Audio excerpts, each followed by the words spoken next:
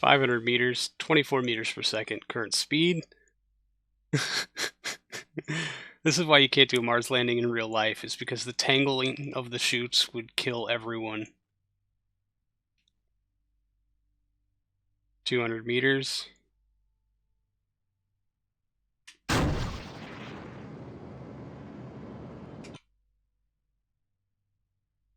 Fired that a little too soon. Oh, no! No! No!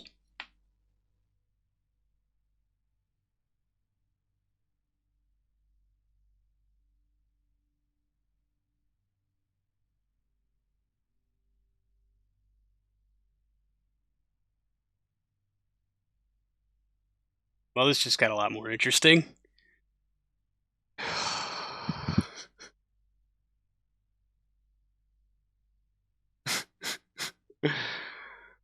Oh boy.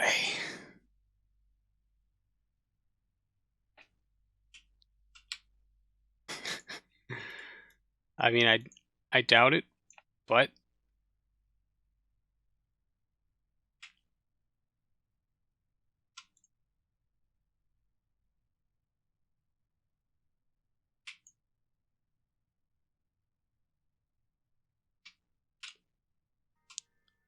well, this is certainly a thing.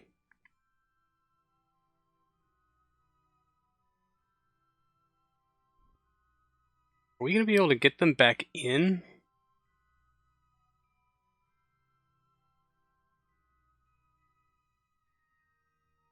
Yeah, we are. And I know exactly how. It's just gonna... Oh, he can't reach that one. That's why he can't turn it on.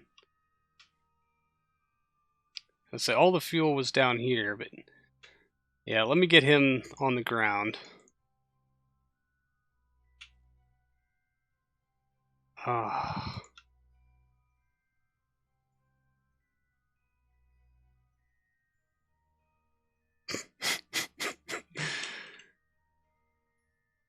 Oh. Okay. Well, slogging through this Martian mud. Alright. So, let's put all the fuel... I mean, there just really isn't enough, I don't think, to make any worthwhile ballast.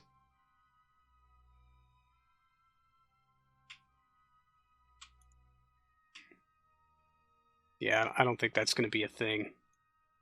And yeah, I used all of every single ignition.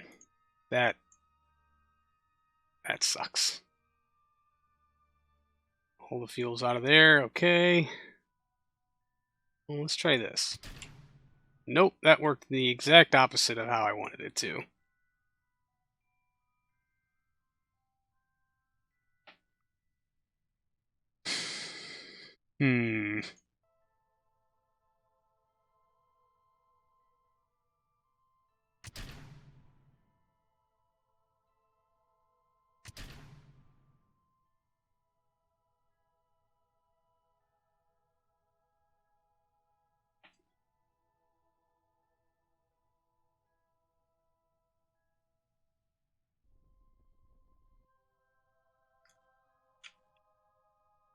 No reverting. Alright. No, it's not what I wanted to do. Inventory. Equip.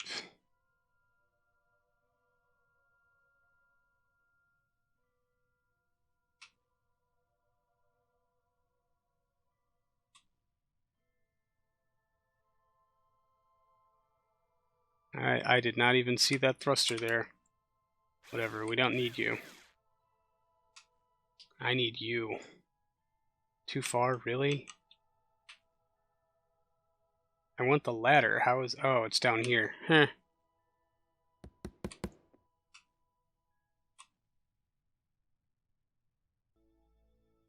Can't even carry the ladder. Okay.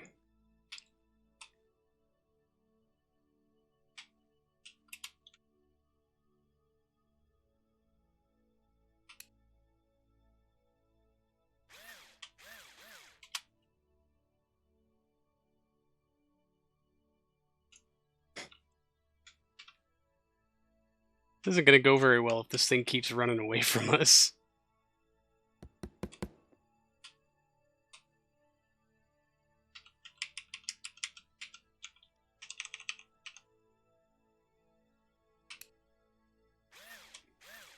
Okay, so now we can get back in. Dang it, too heavy. Really?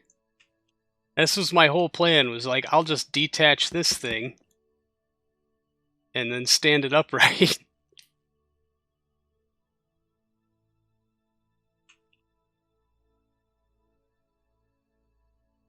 Oh, Lander, I hate you so much.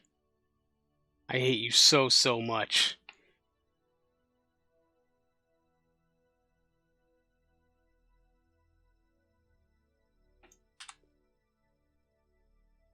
Got to be kidding me. Come on. It's obvious which Kerbal I want to take control of, but no.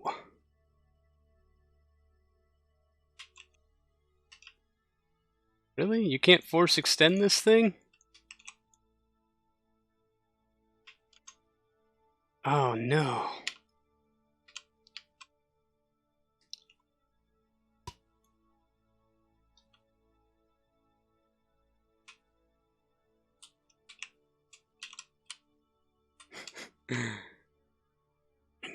Can't do much. That's the root part now. Can't grab it.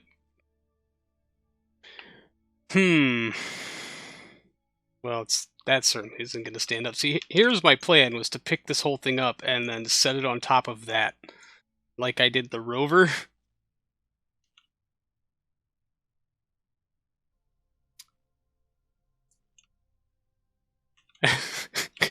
Yep, this is about par for the course for this space program, honestly.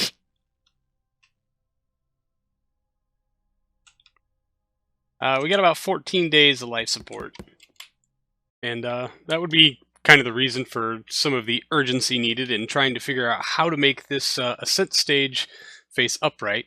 And I think, well, a obvious solution would be to take these landing legs and see if we can't use them as a prop method to raise the nose of it at least a little bit, which would have been nice, except, yeah, this is not the moon. The gravity is considerably more than on the moon, so we're actually going to need to reposition a ladder,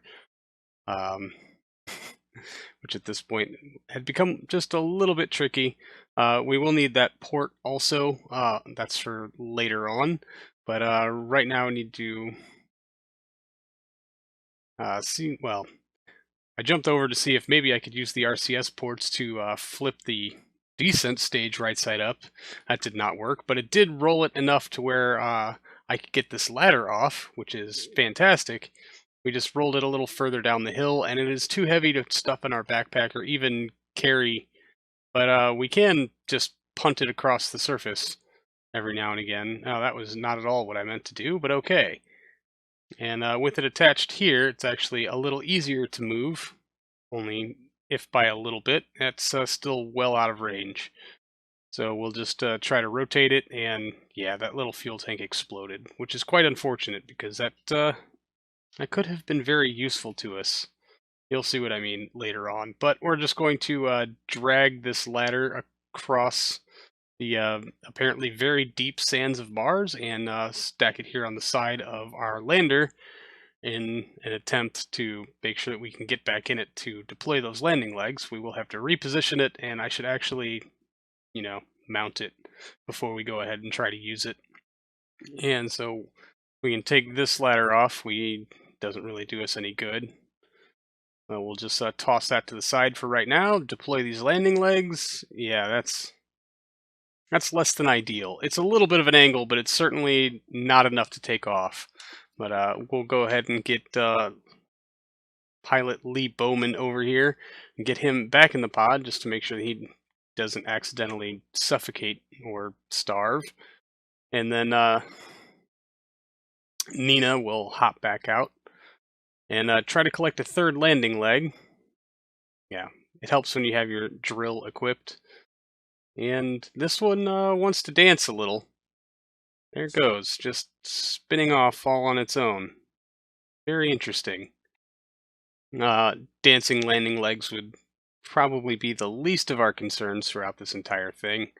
But I thought that maybe if there was some structure bit that I could move more easily, like this fuel tank, unfortunately it just started rolling down the hill uncontrollably. We don't really have anything to attach it to, and since it's round, it's going to roll, and since we're on a hill, it's going to go down. Which complicated things greatly.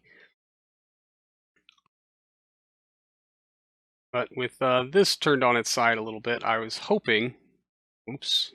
I did not mean to detach that. I was really trying to get one of the bottom tanks detached so that I could use them as a platform, thinking they'd be thick enough to just stick above the surface and immobile enough to attach things to, but that was not to be.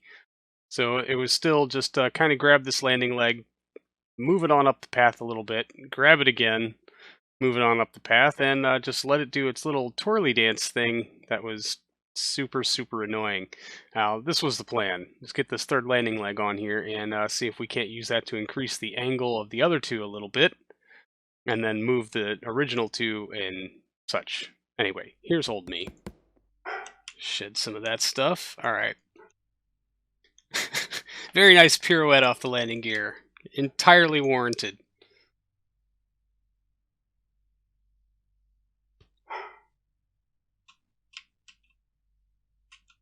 Oh, docking port, docking port. Where am I going to put the docking port? Oh, there was no docking port off the top on this side. We have one docking port, and it's here. Oh, wait, no, there totally was another docking port on that part, because that's how we docked to the station. I am stupid. How's your supplies looking? Take a surface sample. Keep. You don't have to stop walking to take a surface sample, obviously. With a scuttle and a scurry, we will just run right over here to the top module. This housed fuel and our parachutes for our descent stage, and detach the docking port. And basically the theory behind this is that we could attach this docking port to the other docking port and hopefully rig some kind of crane out of parts from the rover and its hinges to aid this thing in getting upright if the landing gear plan fails. But I'm going to turn you back over to old me and we'll see how quickly this plan comes apart. I wonder if that's attached along the docking node, though. And it won't go any further out. Alright, for now... Oh, wait, what was it to change node? R?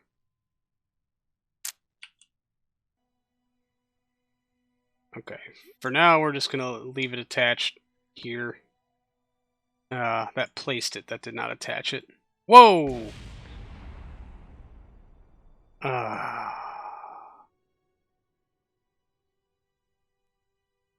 Well, that's about par for the course.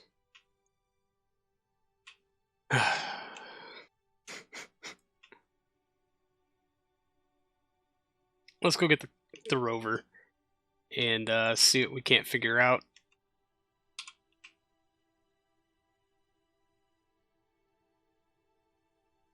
Yep, fair enough. I don't know what exactly I expected to happen there. Dance, landing leg. Dance.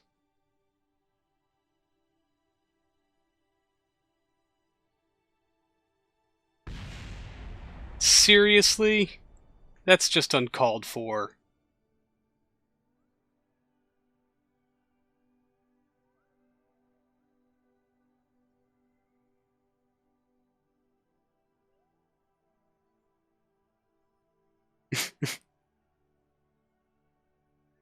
How's our electric charge with those fully deployed? Still a drain. Well, that's good. That's extra double good. We're going to take a quick save. We'll probably have to hop one of them out to go steal a solar panel off of something. And then we'll try to figure that out. In the meantime, let's go collect our rover and bring it on by. Switch to something else randomly exploding. That's always nice.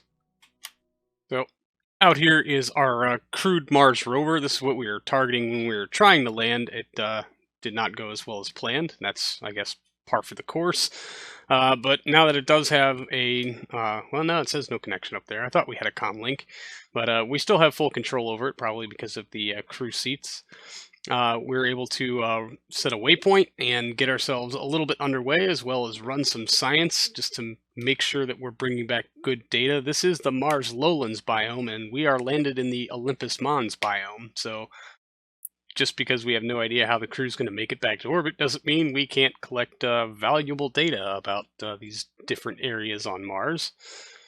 And yeah, it was going to be a really, really long drive, something like 3 hours, but we just put it on autopilot, set our speed rating, eventually upped it to something like 22 meters per second, and this little rover performed absolutely admirably.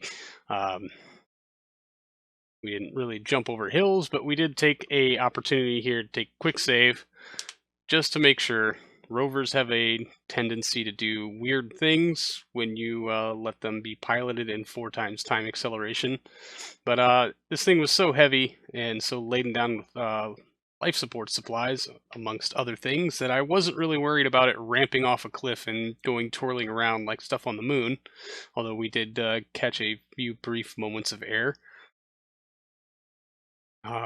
It was fairly safe to say that this thing probably could have driven itself, and had it not been a live stream, I would have just walked away from the computer and let this thing just drive itself to its destination completely without any intervention from me. I feel that probably would have been a success, but because it was a live stream, well, it took a very long time, and we totally did not edit the save file to move it to the location where we wanted, I promise.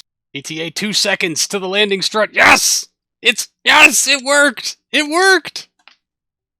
Don't you dare. Don't you dare. Good. Good job. Yes! Yes! Oh, you guys are amazing. That was awesome. It worked. We totally made a 3-day drive in some minutes. Or something. Alright, we need to park this close by and hook up the life support setup. Why aren't my brakes responding?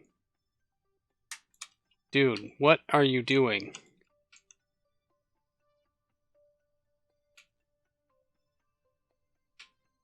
Heading control, stability control, off. Off! That's probably why my brakes aren't working. Nope, my brakes are still not responding. Oh, good.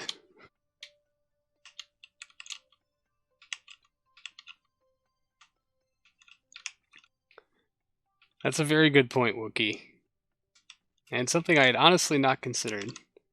Brakes should still be able to work without a connection. Alright, that should be close enough. Junk, junk, junk, junk. Nina. EVA. Oh, it's rolling away. This is gonna get real dumb real fast, isn't it?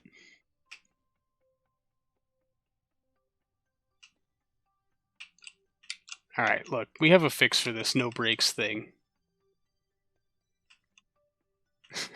If you can't stop the wheels from rolling,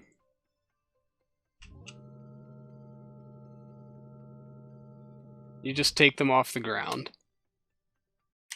So with our rover on site, some of the real work can begin. So the very first thing is we'll try to select Nina here, because she's the one with the drill. And we'll get that port out and attach it to the side of our ascent stage, and then attach it to the rover. Remember, we do have a lot of life support supplies tucked into the rover itself. It was a multi-purpose vehicle, and a lot of their endurance here on the surface was to be due to their ability to siphon supplies from said rover.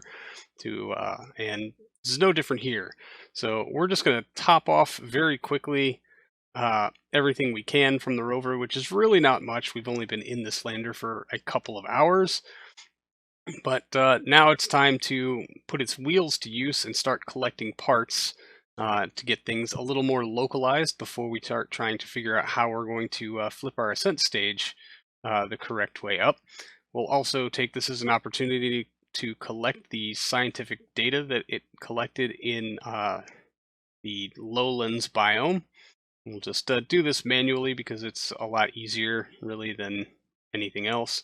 And I did actually miss one, maybe two instruments. I think there's a blader of neutrons on the belly of this thing that we did not collect stuff from.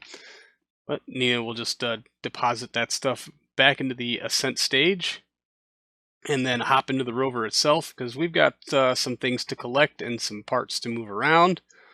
And what better way to do it than with our wheeled assistance here. So very first thing we're going to do is drive out and collect this fuel tank and totally not plow into it. Wow, that was weird to watch in sped up footage.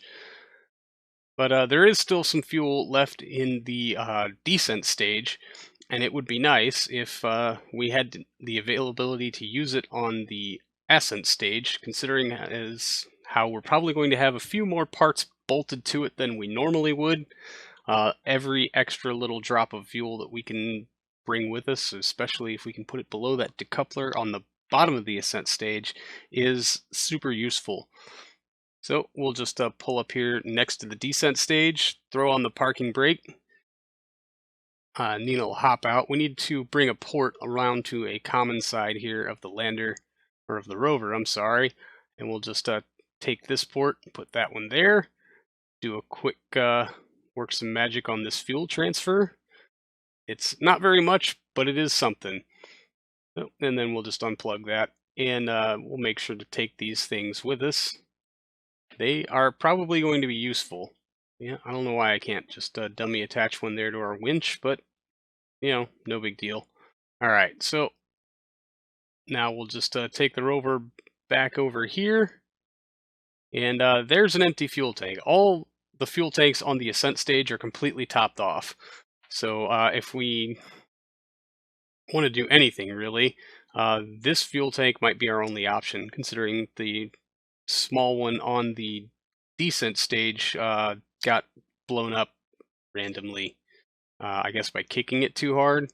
So first thing we're going to do is detach all of these accessory things that we don't really need.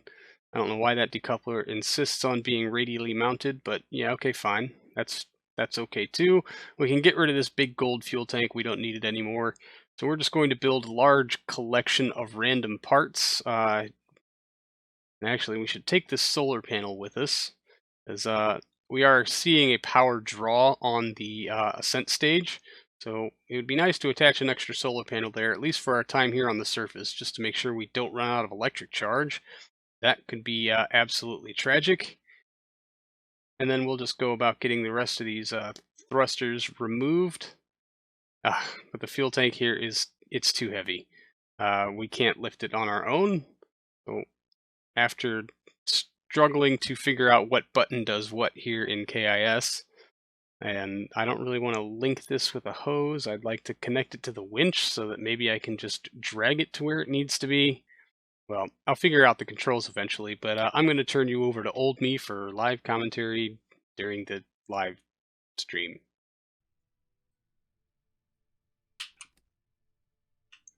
Grab is the Y key.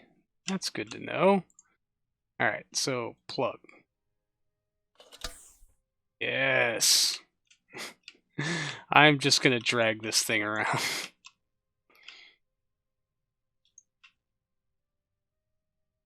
Board. There we go. I'm going to take a quick save because, things are dumb and things get real dumb real fast. Brakes off. Oh, it's stuck on the wheel.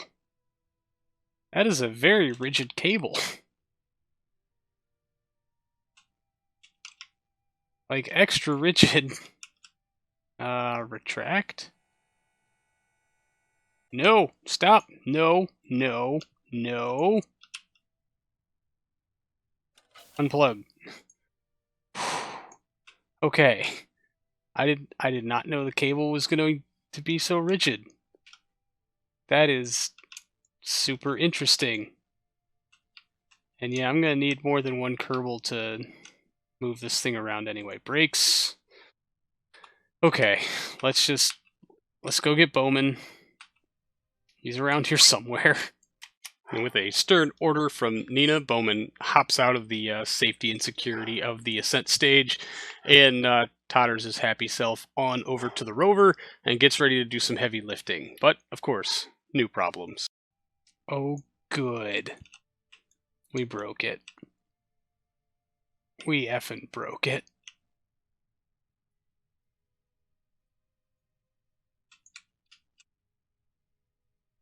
Brakes.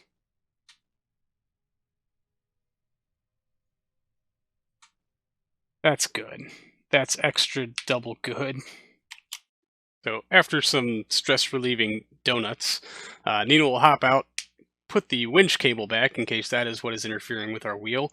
And I'm a little confused as to why there's not a repair option here, because it's obviously not working. But I think the problem is it thinks it's hitting something or being interfered with in some other manner. But can't stop the work now. And the two of them as a team can lift that fuel tank and mount it on the front of the rover, only now to realize that, hey, we have a whole bunch of parachutes attached here that we totally don't need to take with us. Although, as an engineer, she can repack them, so maybe we could use them again if we were coming back down. We're totally not. So we're just going to strip all of these parachutes off and put them on this fairing, because it's here. No other real reason. Because we need to save the weight, really. This fuel tank will be nice to have, but the less it weighs, the better off we'll be, I suppose. So we'll have Bowman hop in, fold the wheels up very briefly to see if maybe that doesn't help correct things. Get Nina in shotgun, and then it's time to take this thing back over to the ascent stage. Thank goodness it's not that far to go with that one wheel both providing no drive power and no steering, but with that added weight of that fuel tank on there, it's a little more manageable. So Bowman's actually close enough by to help out, and we'll just go ahead and bolt it on. Please don't explode. Okay. Nothing exploded. What the? Well, that's super interesting as to why it is attached all the way the hell down there. And really, I guess my greatest concern is what's going to happen to that thing once we decouple it, since it is kind of clipping through the engine bells. That's another thing to worry about. I wish we had a smaller tank to choose from, but we don't. So we're just going to have Nina pop and plant her flag very quickly, just to make sure that if she survives this, she gets her very, very well-deserved promotion.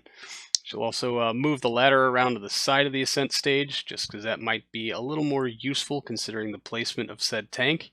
And someone in chat mentioned that antennas will be weight-bearing structures and might be able to help us right the ascent stage. So we'll collect one of those from the surface before it disappears, and then we'll just slowly slide this ladder on over and see about mounting it on also, even if only temporarily. Just we might need it, and if it disappears or anything else bad happens to it, well, we can't get it back from that. Anyway, here's back to old me during the live stream. All right, Bowman, let's fix our wheel. That needs to be next on our agenda here.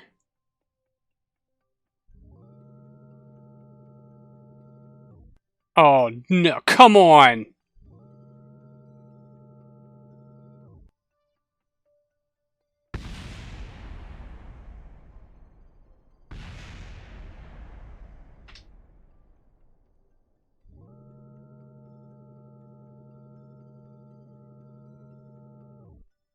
Well, Bowman's alive.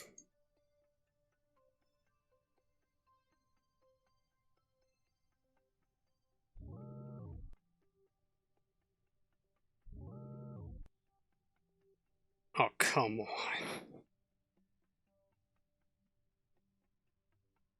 Seriously.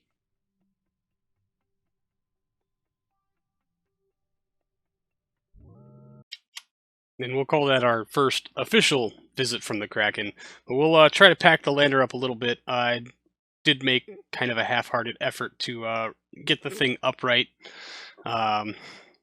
Those air cushions are just not quite enough to give us the leverage we need to get a wheel underneath it. So, Bowman, plant your flag. If you survive this, maybe we'll consider not firing you in the future. Who knows? Pose for a couple of pictures and just decide that this is going exactly as well as it could be. Anyway, that's where we're going to leave it for this episode, everybody. Episode 400. Wow, I can't believe it's already been 400 episodes. It's been a wild, incredible, amazingly fun journey, and I love going on it with all of you. So thank you so much for 400 episodes, 400 more, 1,000 subs on YouTube. I'm just so humbled. Thank you so much, everyone, for hanging out. I really do appreciate it, and I will see all of you in the next one. So until then, see you later.